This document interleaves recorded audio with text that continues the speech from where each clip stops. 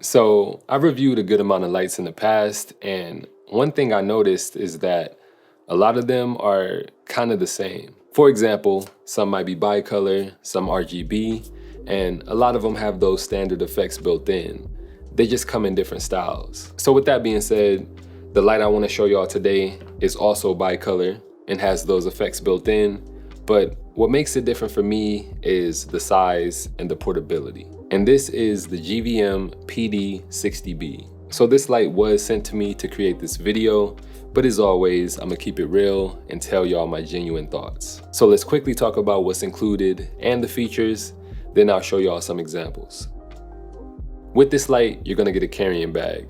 Inside the bag, there's the light itself, the handle, which is also used to put it on a stand, the reflector, and charging cable. I like that you can charge this light just by plugging it in rather than needing any batteries, and that just adds to the portability. At the back of the light, you have 2 buttons and a knob. The knob also doubles as a button. Holding the power button down turns it on, and here you can cycle through the menu. If you go to the one titled Light, you'll find options to change the color temperature, intensity, effects, and also there's presets if you prefer to use that. The intensity can be adjusted to the decimal, which I think is a nice feature.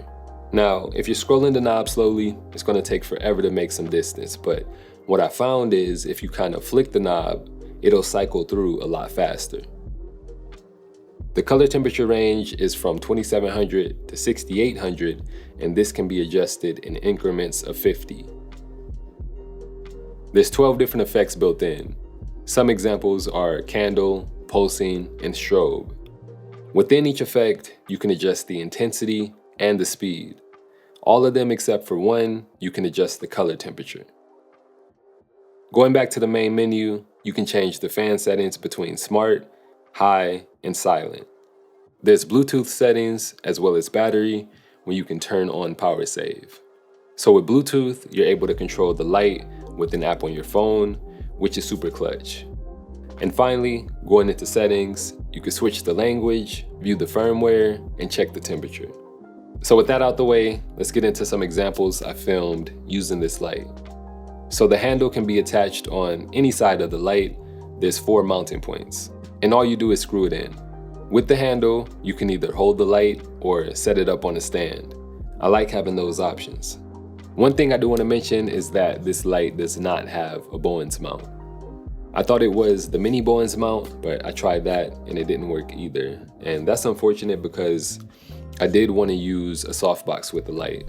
Real quick, it's a different day, but it's kind of crazy how this happened. So the NAB convention is here in Vegas right now. And yesterday I went, and when I was there, I went to the GVM booth. And they actually had this light out on display as well as a softbox. So I went up to the booth and I talked to the lady. And I told her like, yo, y'all send me this light. I couldn't find any softbox or any attachments for it. And they actually ended up giving me the softbox for the light, as well as barn doors and diffusion that goes on the reflector. So they hooked it up, but I just wanted to mention that these attachments do exist.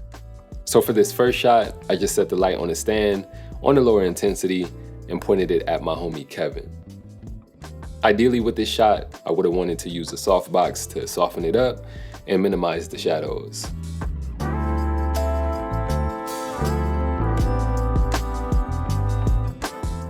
For this look, I set the light behind him and matched the color temperature of the lights already there.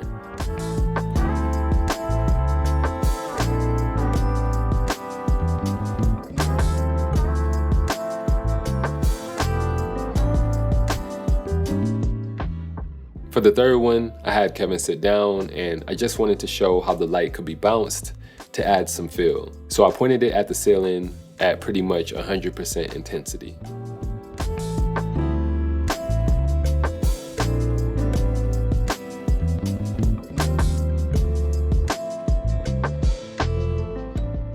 For the last setup, I just wanted to show one of the effects. So I have the light just outside the frame on the bad bulb effect. And I actually really like how this one looks.